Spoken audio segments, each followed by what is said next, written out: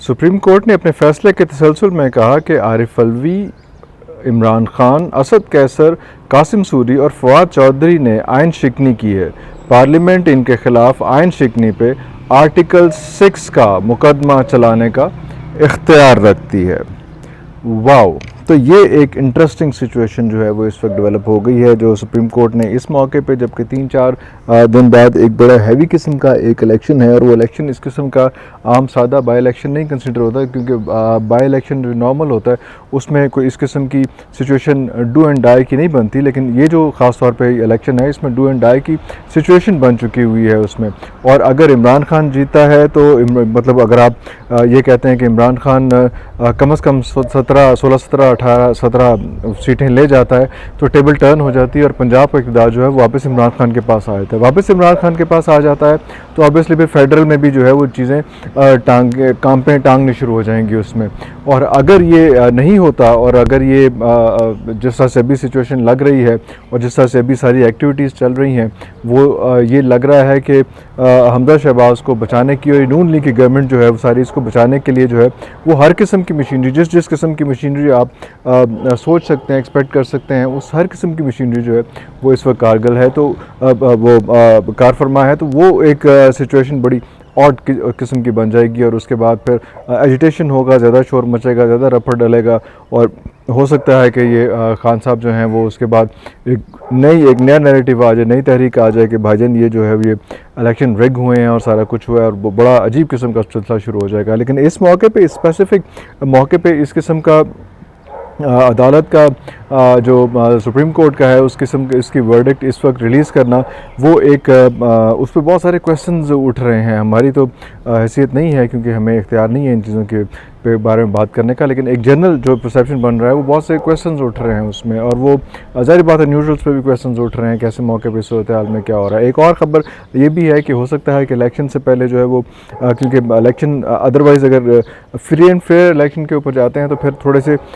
Government party जो है थोड़ा सा वो डर रही है, घबरा रही है, और वो आपने देखा कि उन्होंने अपने जो मेन बंदे थे उनसे भी इस्तीफ़े लेके, ताकि वो फ्रीली उन कॉन्स्टिट्यूंसीज में मूव कर सकें। तो वो सारा काम करना भी शुरू कर दिया है, वो भी चीज़ें कर दी हैं, क्योंकि शायद उनको एहसास हुआ है कि ये मरीम बीबी जो बहुत मेहनत कर रही हैं, सारा कुछ कर रही हैं, लेकिन उनके इख्तियार से चीज़ें थोड़ी सी बाहर चल रही हैं, उनके कंट्रोल से बाहर चल रही हैं। तो इसलिए उन्होंने और बंदे भी वहाँ पे जो हैं वो प्लांट करने शुरू किए हैं, ताकि जो इलेक्शन के दिनों में वो लोग वहाँ पे मूव कर सकें, और उनके ऊपर कोई एलिगेशन भी ना आए कि जी ये वज़ीर वगैरह हैं और ये इन कॉन्स्टिट्यूंसीज में किस तरह से फिर रहे हैं, कैसे फिर रहे हैं। तो ये एक बहुत भयानक किस्म की सिचुएशन है, जिसमें ये जो एक आया है, ये जो चीज़ इस वक्त सुप्रीम कोर्ट का आया है, वो फैसले पर तो बहुत ज़्यादा हम बहस नहीं कर सकते। हालांकि उस फैसले में एक चीज़ इंपॉर्टेंट ये भी है कि जिस साइफ़र के बाद जिस हवाले से बात की है कि वो साइफ़र लहराया गया और सारा कुछ हुआ गया, और वहाँ पर कासिम सूरी साहब ने जो उस वक्त डिप्टी थे वहाँ पे अदालत के अंदर, उसमें सुप्रीम कोर्ट के अंदर, सुप्रीम कोर्ट कहाँ से आ गया, सुप्रीम कोर्ट का जिक्र हो रहा है उसमें क्या कहते हैं इसको,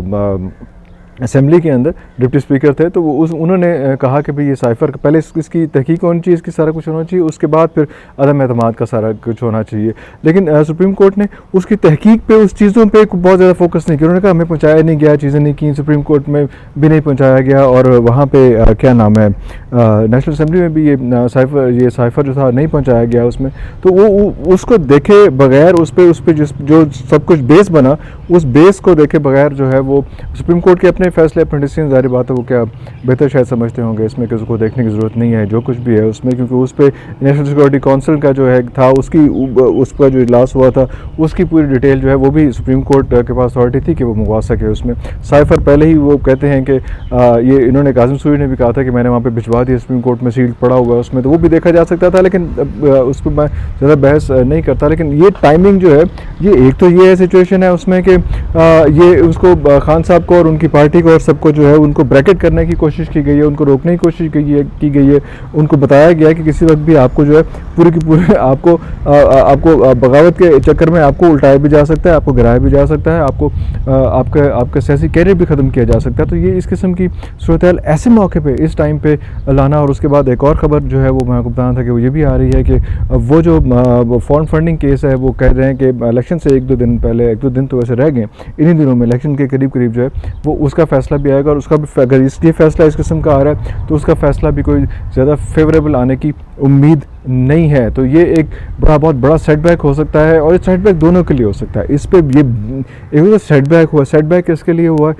सेटबैक हुआ पीटीआई के लिए। और एक ये चीज़ बाउंस कर सकती है, ये चीज़ इसमें रिटेलिएशन आ सकती है, इसमें रिएक्शन आ सकता है, जबकि पहले ही बहुत ज़्यादा रिएक्शन इस वक्त जो है वो चल रहा है, और कोर्ट्स के हवाले से भी चल रहा है, और जिनको हम न्यूट्रल्स कहते हैं, एस्टेब्लिशमेंट कहते हैं, वो उसके हवाले से भी चल रहा है। तो अभी जो आपने देखा कि फवाद चौधरी साहब ने जो अपनी प्रेस कॉन्फ्रेंस की, उसमें भी उन्होंने ये कहा, उन्होंने उनको भी, अदालतों को भी कहा कि ऐसे फैसले ना करें कि आगे मुश्किल हो जाए, क्योंकि उन्होंने ये भी साथ कहा कि भाई अगर आपने इस तरह से आर्टिकल 6 लगाना शुरू कर दिया तो आर्टिकल 6 ऐसे लोगों पे ऐसी जगह पे लगेगा कि आपके पास रस्सियाँ कम हो जाएंगी। रस्सियाँ कम होने से मुराद के फंदे कम हो जाएंगे, गर्दनें ज़्यादा होंगी और आपके पास रस्सियाँ कम होंगी अगर आपने ऐसे आर्टिकल 6 लगाना शुरू कर दिया। उसके साथ उन्होंने एस्टेब्लिशमेंट को भी कह दिया कि एस्टेब्लिशमेंट के मुँह को खून लग चुका हुआ है, वो सियासत का खून लग चुका है। उन्होंने कहा कि अगर आपने कमीशन हासिल किया तो फिर आप कमीशन हासिल किया तो फिर आप वही काम करें, आप सियासत में आने की कोशिश ना करें, या सियासत करें या आप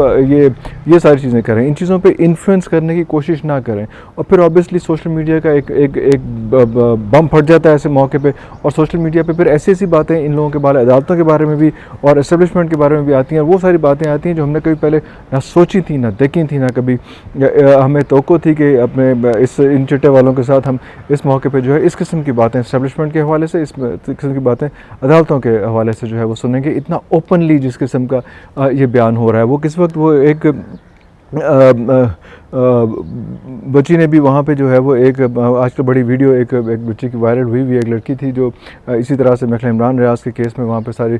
खड़ी हुई थी। तो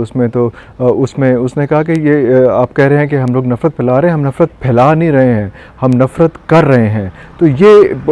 उम्मीद है कि कोई होश के नाखून लेगा और किसी तरह से इन चीज़ों को ख़त्म करेंगे। और हम जो नफ़रत की तरफ जा रहे हैं, जिस तरह से नफ़रत फैलाई जा रही है, जिस तरह से स्टेप चीज़ें की जा रही हैं, जिस तरह से इस इम्पोर्टेड हुकूमत को, जिसको कहा जाता है इम्पोर्टेड हुकूमत, उसको बचाने की कोशिश की जा रही। अगर ये जस्टिफाइड भी हो, अगर ये ठीक भी हो, लेकिन जितना उसको पुश किया जा रहा है, जितना उसको ठीक करने के लिए अपनी एक हरकत को, एक जो फ़ैसला किया गया उसमें कि इन लोगों को लेके आना और करना है, उस फैसले को सही साबित करने के लिए जितनी गलत चीज़ें की जा रही हैं, वो एक बहुत हैरान कुन है, वो बहुत एक परेशान कुन है। और इसका रिएक्शन जो है वो आने वाली नस्लें नहीं, वो बहुत आगे तक जाएगा। और एक तो ये भी कहा जाता है कि इस तरह से मरीम ने कहा कि आने वाली नस्लें हमारी जो हैं वो भी आपकी खिदमत करेंगी। तो उन्होंने ये भी बता दिया कि हमारी जो आने वाली नस्लें होंगी वो भी आप पे हुकूमत करेंगी। खिदमत किसी ने क्या करनी है, किस तरह कैसे करनी है, तो वो इस किस्म के बयानात जो हैं वो मरीम के, और उसके बाद फिर जिस किस्म की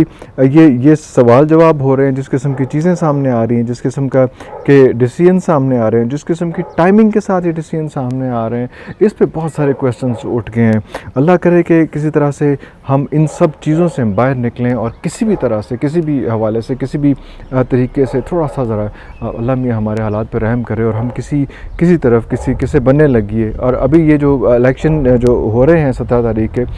ये और ज़्यादा प्रॉब्लमेटिक होते जा रहे हैं, और ज़्यादा इस वक्त ये जंग किसी कैफियत शुरू होगी। इलेक्शन तो पहले ही मैं कहा था कि इलेक्शन नहीं है, ये तो जंग है, और डू और डाई की सिचुएशन है। तो ये इस वक्त हम और ज़्यादा इस तरफ चलते रहेंगे। और